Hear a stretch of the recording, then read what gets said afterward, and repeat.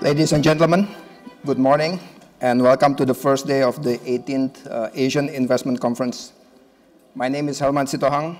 I'm the Asia Pacific CEO of Credit Suisse. We are very privileged today to hear from His Excellency, the Minister of Finance of the Republic of Indonesia, Professor Bambang Brojonegoro. It is our honor to once again have Pak Bambang to speak at the AIC.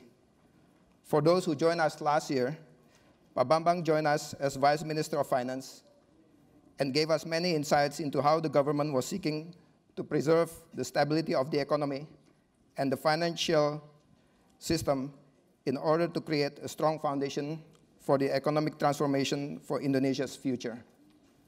This year, he returns as Minister of Finance under a new president and a new government, and addresses the roadmap for the country and the policies that are being developed to fulfill Indonesia's potential. Pak Bambang joined Indonesia's Ministry of Finance in 2011 as acting head of the Fiscal Policy Office. In 2013, he was appointed by former President Susilo Bambang Yudhoyono as Vice Minister of Finance. Last year, President Joko Widodo inaugurated him as the Minister of Finance in his working cabinet for the period of 2014 to 2019. Prior to this, Pak Bambang was Director General of the Islamic Research and Training Institute at the Islamic Development Bank from 2009 to 2011, and was previously Dean of the Faculty of Economics at the University of Indonesia from 2005 to 2009. His main areas of expertise are economic development, regional economy, and fiscal decentralization. Last month, Finance Asia ranked the performance of all ministers of finance across Asia Pacific, and Pak Bambang came second in ranking, just very close behind the Minister of Finance for the Republic of Philippines, Cesar Purisima. So that's quite an achievement. Finance Asia noted that although Pak Bambang has only been in the job since November last year, he has already dealt with the major issue of cutting Indonesia's fuel subsidy, which is expected to save as much as 10 billion in government spending.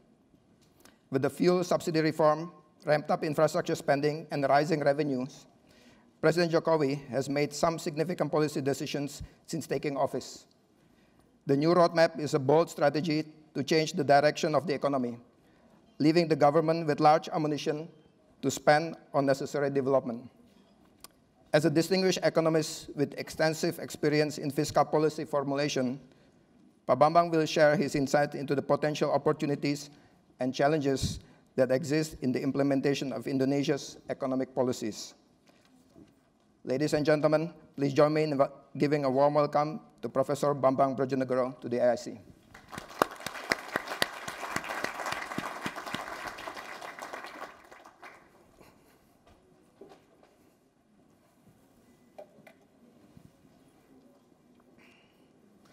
Very good morning to all of you. And first of all, I would like to thank Credit Suisse for inviting me again to the Asian Investment Conference. I believe this time is a very good opportunity to all of you to listen and also to learn about the Indonesia economic development as well as investment opportunity, given the fact that this is the new government and actually the budget that we just agreed with Parliament last month was the first budget for the new government. So I will go through some update on the economic development in Indonesia, especially from fiscal point of view. Of course, later during the panel discussion, together with my colleague, Deputy Governor Senior of the Bank Indonesia, we'll discuss more about macroeconomic management in Indonesia. So, of course, when we look at the very recent economic condition, we have experienced the slowdown, and we know very well since 2012, actually, when we had economic growth lower than 2011. Last year, our economic growth was only 5%, and it was clear export has been not performing up to the expectation, of course, because of the low commodity price at one point, the slowdown in China, as well as, of course, the focus on our economy more on the household consumption. So clearly, household consumption was the backbone of our economic growth for the last 3 years. At the inflationary side, of course, last year our inflation was one of the highest maybe at 8.3%, but I believe that inflation was with good reason. And the reason of high inflation last year because we increased the fuel price from 6,500 rupiah to 8,500 rupiah for gasoline. And after that, the government took a bold decision to remove completely the subsidy of gasoline and to implement the fixed subsidy for diesel fuel around 1,000 rupiah per liter. By doing that, of course, we have been able to stay away from the fiscal risk coming from either increasing international oil price or depreciation of the rupiah to the budget. As a result, for this year's, our inflation was relatively low. In fact, we experienced deflation for the first 2 months with accumulative deflation of 0.6%. At one side, it might be good, having deflation in economy that usually has inflation, it will always be good. But then, the other side of the coin, it is a warning for us. We might experience the slowdown, and indicated by this deflation. Anyway, we taking care of this inflation, and President's commitment always how to maintain the low inflation, and the focus usually on our staple food, which is rice. So both the price and availability of the rice have to be well managed in order to maintain the low inflation. Inflation outlook for this year would be between 4 to 4.5%, which is lower than our initial target of inflation at 5%. So hopefully that can be delivered this year, and it will be helpful for us whenever we have to deal with the normalization of monetary policy in the US. From external balance, of course, our trade balance was still deficit last year, around $2 billion US, although on the first 2 months, we already experienced surplus. Again, we have to note the surplus from 2 different sides of coin. At one side, it's good, it's surplus, especially the oil import has been lower than expected, but at the other side of coin, of course, we have to be very careful with, again, the issue of slowdown. So again, from macroeconomic point of view, it looks stable, it looks okay, but later in the panel discussion, my colleague, Deputy Governor, will mention a little bit about the rupiah issue. The balance of payment has been surplus, although we had current account deficit around 2.9% last year. And this year, current account deficit expected to be similar, around 3%, although later in the presentation I will mention about some measures that government will be doing in terms of reducing current account deficit. Budget deficit still maintained at low level. Last year, budget deficit was 2.2%. This year, our target in the budget is 1.9%. Again, we have lower budget deficit as a part of a preparation to deal with the normalization of monetary policy in the US. Public debt to GDP ratio still very manageable at around 25%. Looking at the investment opportunities, or basically investment climate, 2014, we still have investment growth. However, our investment growth 2014 was lower compared to 2013 and 2012. So of course, it raised the concern, but the lower growth in 2014 could be due to the fact that 2014 was political year.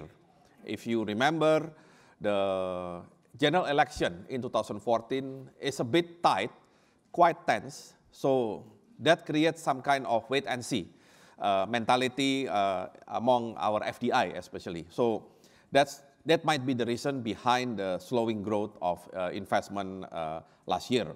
Although in terms of attractiveness, as you can see in the lower part, in Asia, according to the Economic Magazine, we are still number 2 most attractive destination after India. And in ASEAN, we are still number one among other ASEAN members. So moving to the challenges. So as you might be familiar, this year will not be an easy period for everybody. First of all, of course, the uncertainty from the US normalization of monetary policy. We still, guessing when and by how much the Fed rate will increase. But there are other issues that may be more relevant and more affecting Indonesia. First is slowdown of China. China is clearly our major trading partner. Our export, for example, the raw materials, commodity usually intended for China. Now the demand from China is slowing down. And then we have also low commodity price. That's the reason why I mentioned earlier, export cannot be supportive our growth this year because of these two factors. So of course, we have to really maintain this normalization of monetary policy. We know that export will be slowing down due to the slowing down in China and lower commodity price. But of course, we cannot afford not to be ready for US normalization period.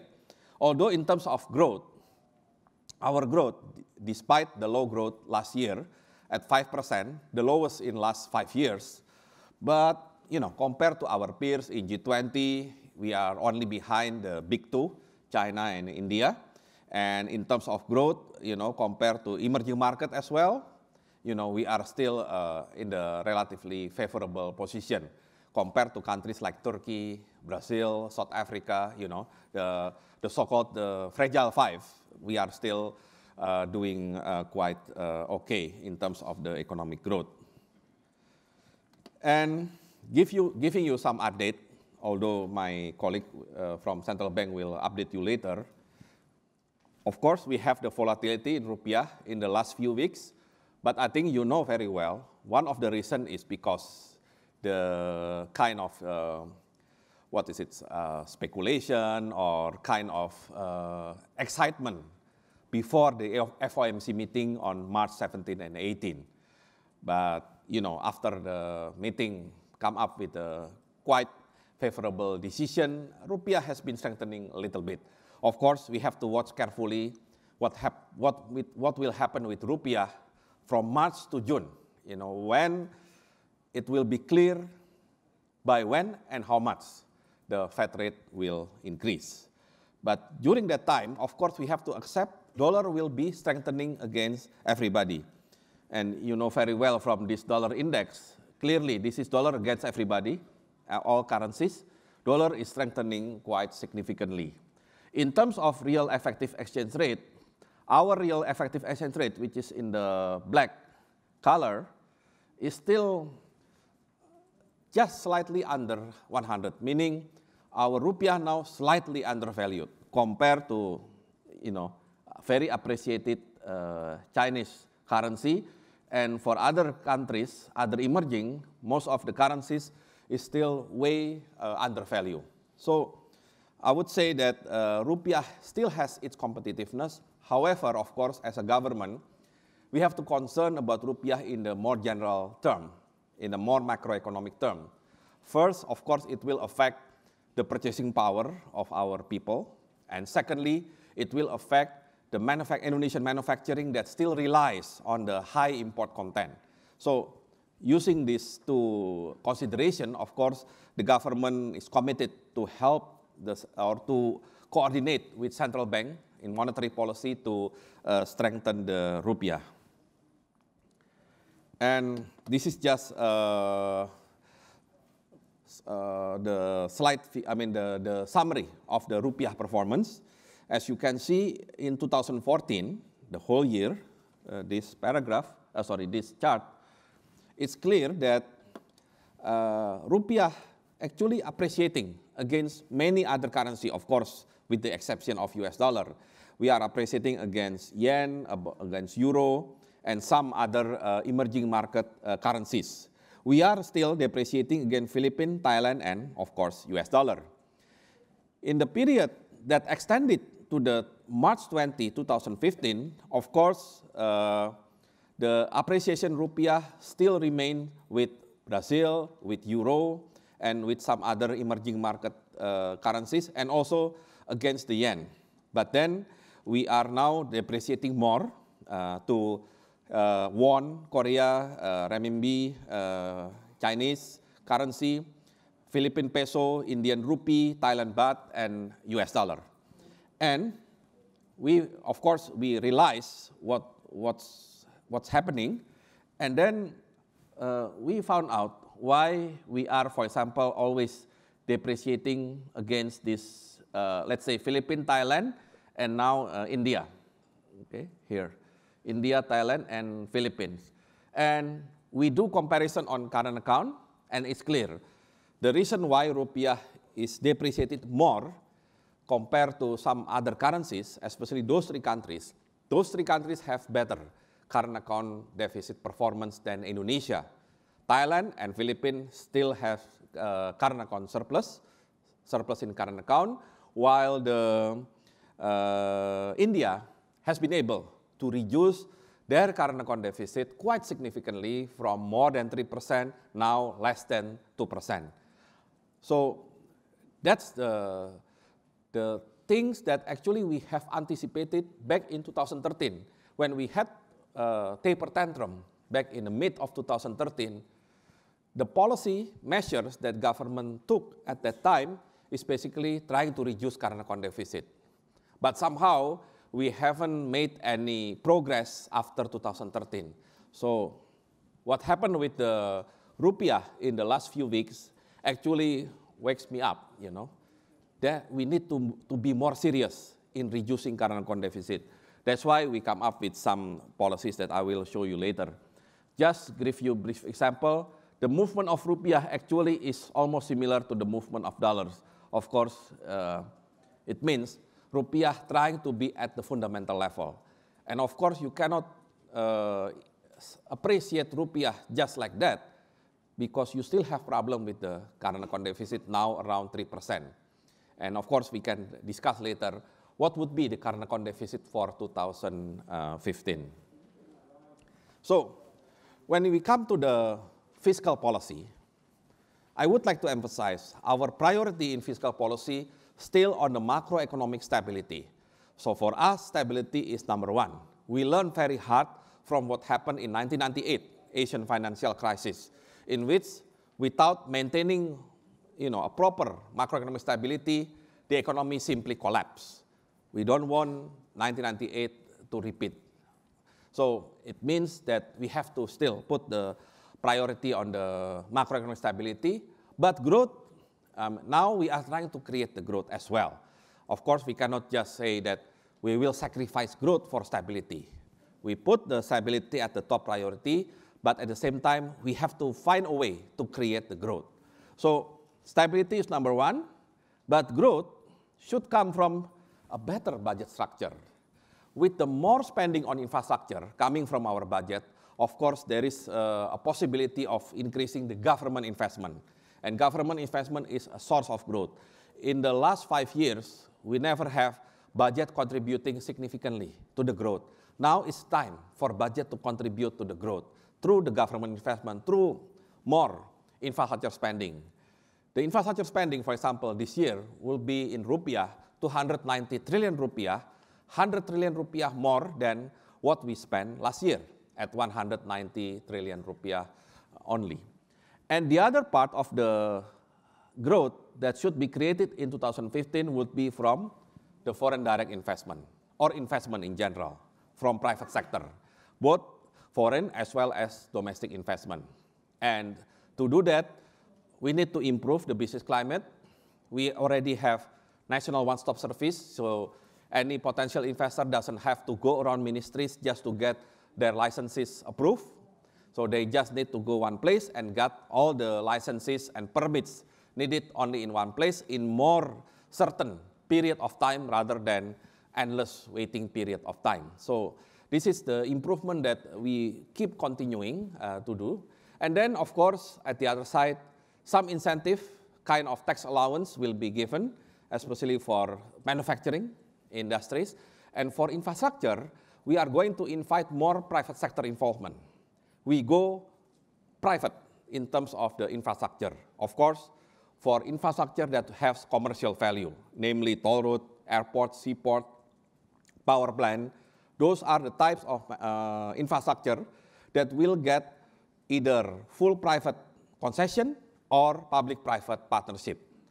To do that, we have prepared for public-private partnership especially. We have viability gap fund, we have guarantee fund, and also we have project development fund to support all the types of the PPP. And then in terms of BOP, as I mentioned, of course, we have to find out what will be the problem of our current account deficit. In 2013, our focus only on trade balance, how to increase the export of goods and to reduce import of goods. But this time around, 2015, we start to also diversify our policies, not only to tackle the trade balance issue, but also to tackle the deficit in both service account and income account. Because we found out our structural problem with current account deficit, not with the trade balance, but more with the services and income account. So that's the reason why we pay attention more to that area. And these are some policies that launched last week.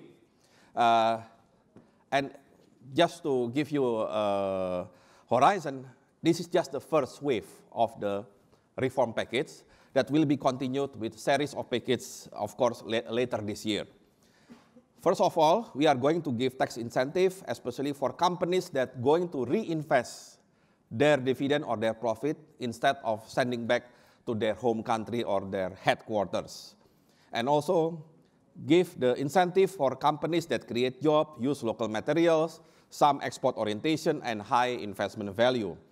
And for R&D, for us, if we want our manufacturing sector to be competitive, you cannot just be a pure assembler, You cannot just basically assembling things that already prepared from the imported goods. You need to have a sustainable R&D. And we want to give the incentive for any companies that would like to place their R&D division or R&D unit with significant R&D investment in Indonesia. And then some VAT exemption to support logistics sector. Especially President has so-called maritime vision, and part of that, of course, we have to have enough ships, fleet of ships in support maritime vision.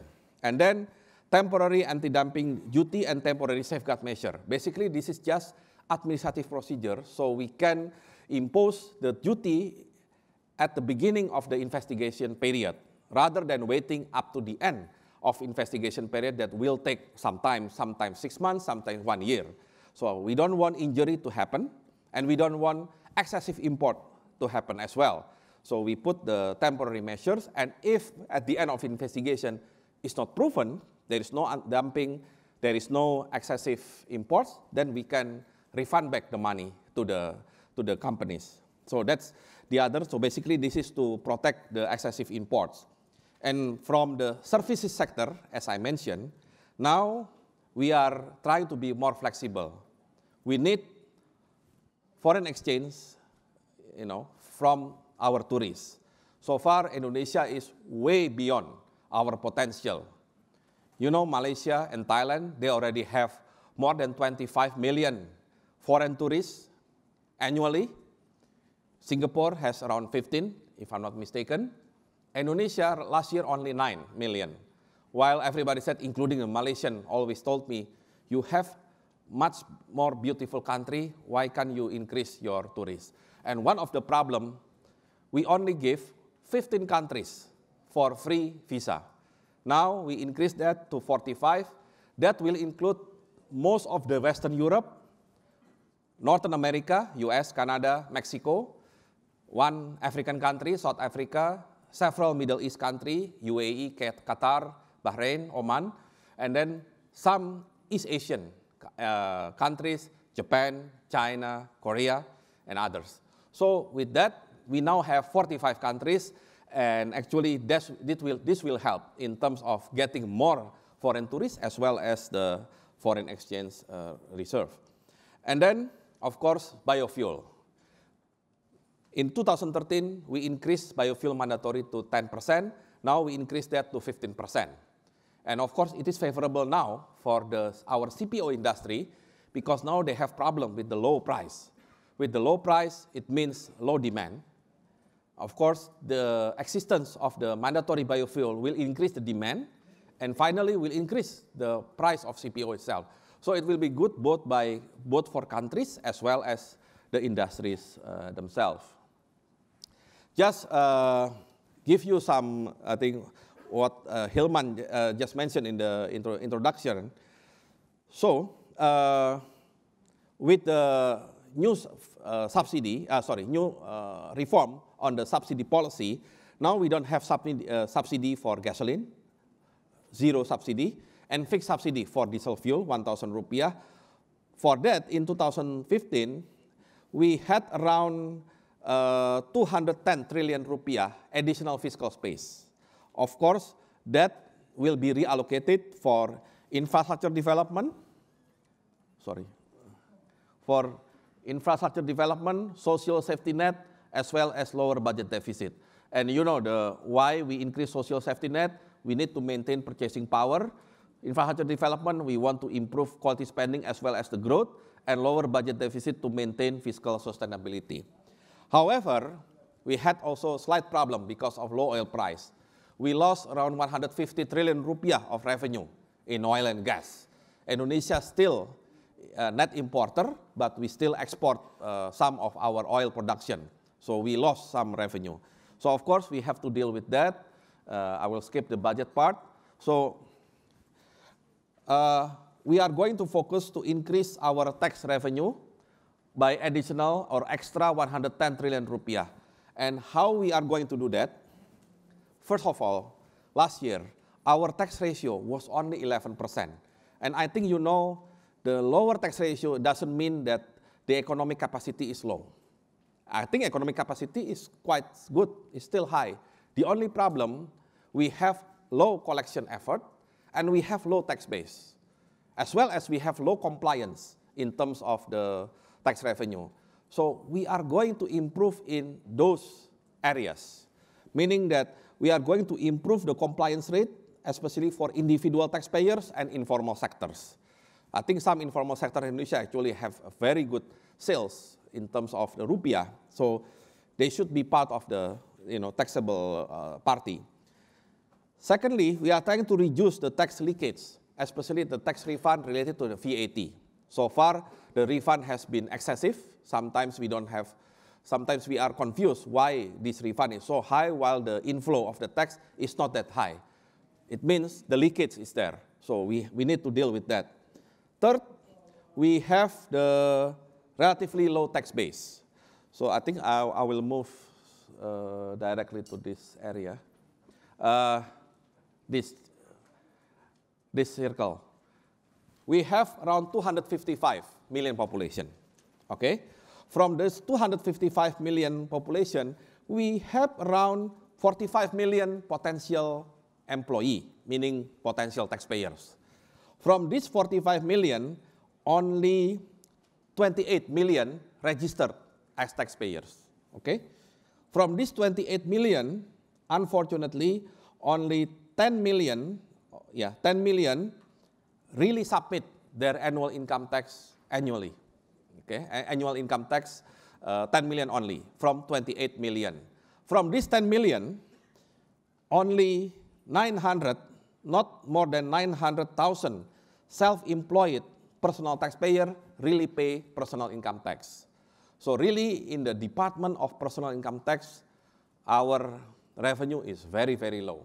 Last year, personal income tax only contributed 5 trillion rupiah out of total 900 trillion rupiah of the tax revenue. So the bulk still on the corporate income tax, which I think is against the concept. Like in US, I think US relies on personal income tax, while our personal income tax here is relatively low, only paid by 900,000 taxpayers and only contributes 5 trillion rupiah. And then let me go straight for what we are going to do with the tax. So the strategy first, we use more IT, including the tax report and payment. But more importantly is this, the difference between this year tax collection and previous one is on the data availability. Now we have not only massive data and more accurate, we also have better IT system. And as a result, now we can identify or we can do the profiling of each and individual taxpayers, both companies and individual. So by doing that, we are going to implement some kind of, it's like sunset policy, what we did in 2008. In fact, the growth of the tax revenue around 30% this year compared to last year was not the first time in history. The first time was in 2008 when government implemented sunset policy. We are going to implement different type of sunset policy this year, again, to make sure the compliance is at a better level. So we will focus on the last 5 years tax record for every individual taxpayer to make sure that they will comply with the amount that they are supposed to pay in the last 5 years. So by doing that, plus we improve the compliance, we improve the VAT system, especially in the refund, and we extend our tax base to a broader and a more potential tax revenue. We really going to work hard in order to fulfill the revenue. Now the tax revenue counts around 84% of total revenue compared to 75% last year. And it is because the oil and gas revenue has been declining. So again, I would like to ensure that this tax collection will not affect the business sector. There will be no VAT rate increase or income tax increase or any other new objects of tax. Basically, it's more on the administration and compliance. And if you start from low tax base, a low tax ratio of 11%, you know that you still have high potential to achieve. And that's what we are starting to do this year. Of course, our ambition to have tax ratio at 14 and 15% by 2019, but for this year, we aim only at 12%. Because by 12%, meaning we only back to the original level of our tax ratio that we used to have since from 2008 up to 2012. I think that given the interest of the time, I would like to end my presentation here. And of course, after this, it will be on the Q&A session. Thank you very much.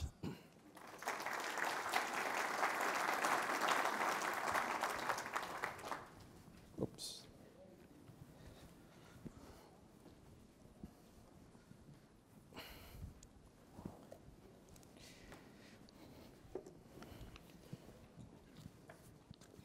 Thank you, Pak Bambang, for a very exciting presentation. As an Indonesian myself, I'm actually very excited to see a lot of the initiatives that the new government has taken.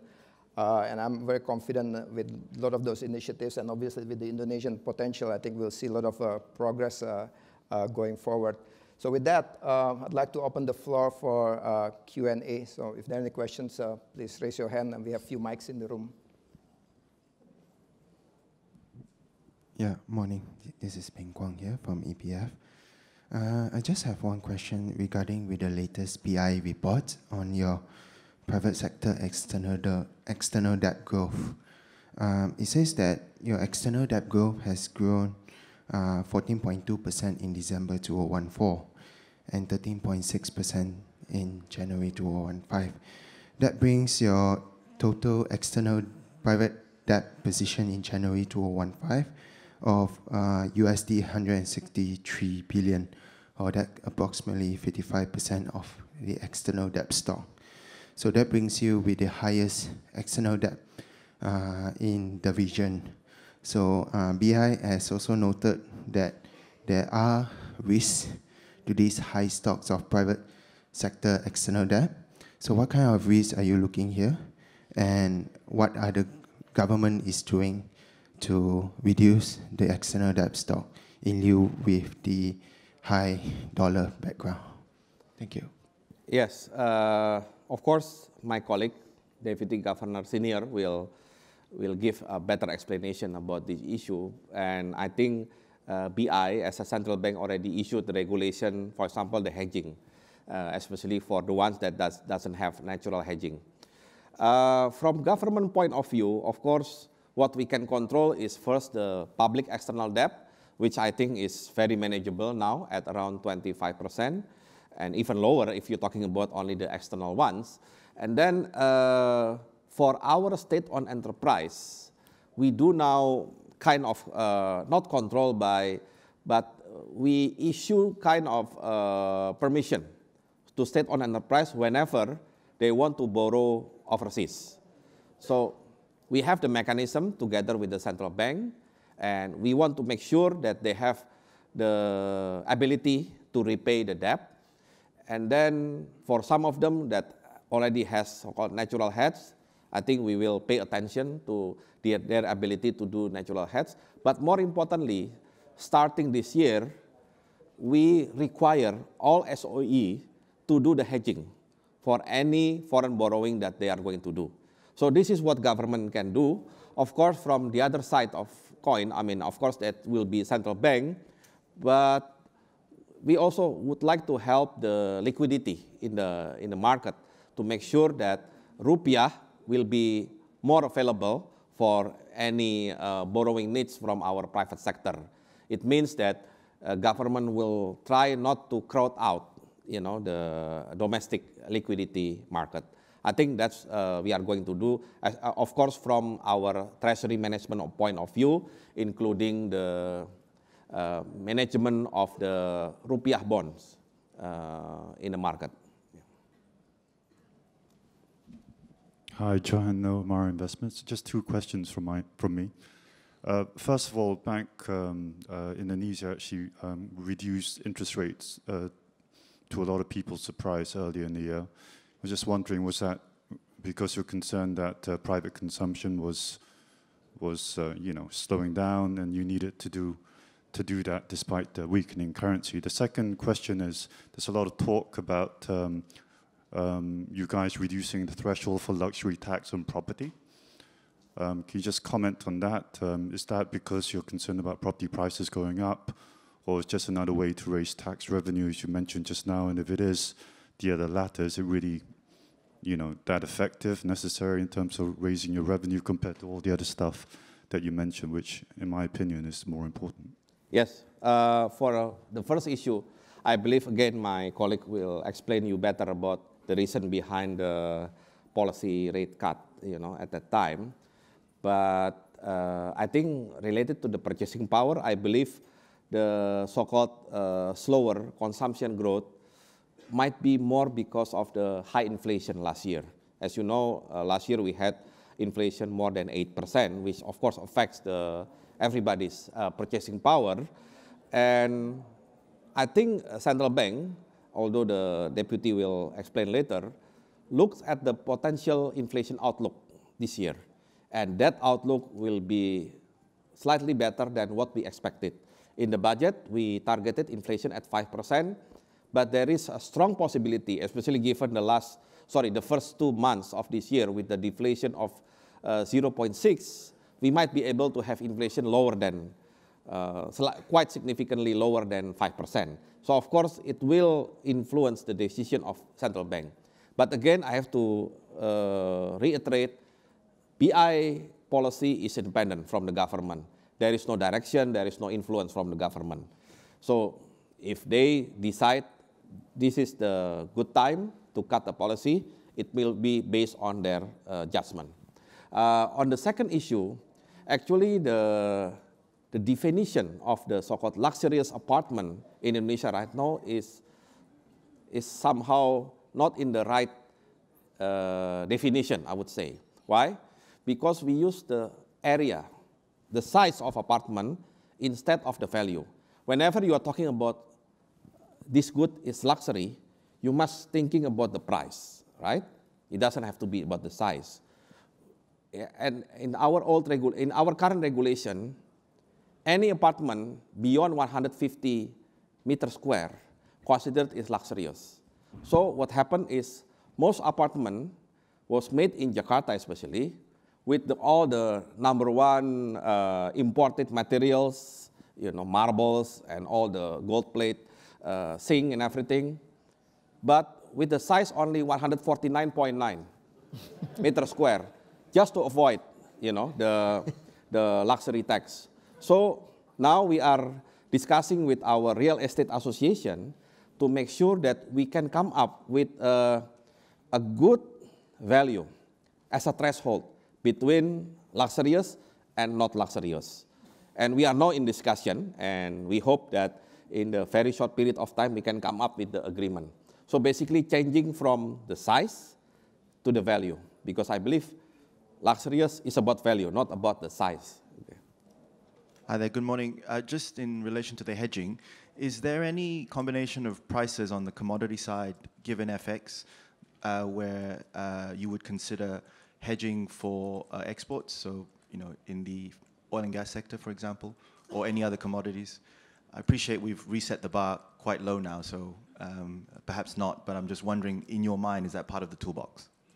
Well, what I'm thinking right now is more on the, the impact of the rupiah depreciation into the ability of the corporates in paying their foreign debt. So the regulation, of course, BI has its own regulation, hedging for everybody. From government point of view, we can only regulate the hedging for our SOE, state-owned enterprise. So we do it just for any SOE that, doing the foreign debt. But I think for BI, I think later Deputy Governor can mention about what your question mentioned, the threshold for the hedging itself. But I think our concern again is on the high debt service ratio and the high value of the foreign debts. I think that would be more on the central bank side. Professor Bambang, I didn't mean on the currency. I meant, for example, national oil company Pertamina, would it ever consider hedging forward production of oil, for example?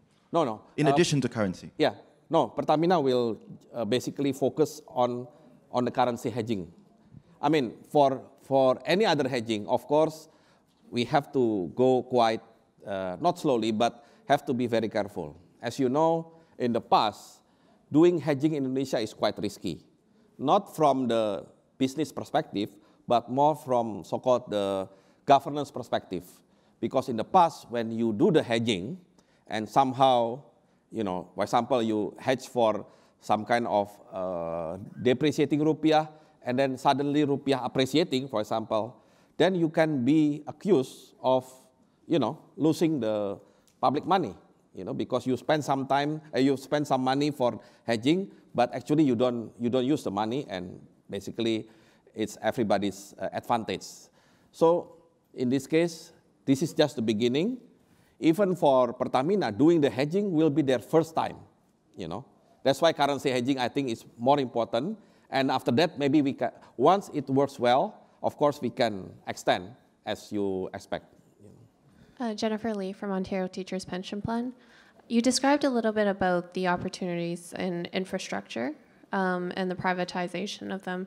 Can you describe which sectors are your main focus, as well as previously private investors that have entered into the space, the risks that they face, and how the regulatory environment now is more favorable? Okay, yeah. I think our direction is clear. For the next 5 years, we need around 5,000 trillion rupiah investment in infrastructure. I think that's a big amount, and that cannot be fulfilled 100% by the budget. So the budget will cover mostly the basic infrastructure. And some example of basic infrastructure would be arterial road, transmission, electricity, and then irrigation system, sanitation, and all kind of urban infrastructure. And then we have the full private or full commercial type of infrastructure, and that should be financed by either 100% private sector or by our own state-owned enterprise. And those will be in airport, big airport, big seaports, and then toll roads, especially in Java, as well as power plant. I think we have quite ambitious program at 35,000 megawatts extension of power plant in the 5 years. So majority of them will be coming from the either IPP, full private sector, or the other type of infrastructure, which is public-private partnership. This is the third type. This is for projects that are not fully public project, not basic infrastructure, but not fully commercial. So somewhere in between. And this will be done through the PPP scheme. As I mentioned in the presentation, we already prepare guarantee fund, viability gap fund, project development fund, as well as the lending facility for this PPP scheme. And this will be done by collaboration between a government institution and a private sector. And this will include power plant, will be part of that as well. We also building the airport railway between Jakarta and our airport, and then water supply in several cities, as well as a cruise terminal in Bali. So those are the projects that will be financed through PPP scheme. So there are 3 schemes, and these 3 should fulfill the needs of 5,000 trillion rupiah in the next 5 years. We have about 2.5 minutes, so maybe one last question from me, Pak Bambang. Yeah. How do you see the growth of Indonesia for the next couple of years? Yeah, I think according to our 5 years plan, of course this is a plan, the ideas is we growing around 5.8% this year, 6.7% next year, 7% in 2017, and then hopefully, I mean, of course, this will be given to the external condition. 2018, the ambition is 8%.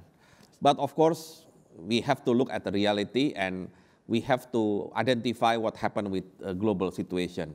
So what we are doing with the subsidy reform and reallocation infrastructure, I think is kind of the basic requirement in order to have the higher growth. We know that investment will be the key.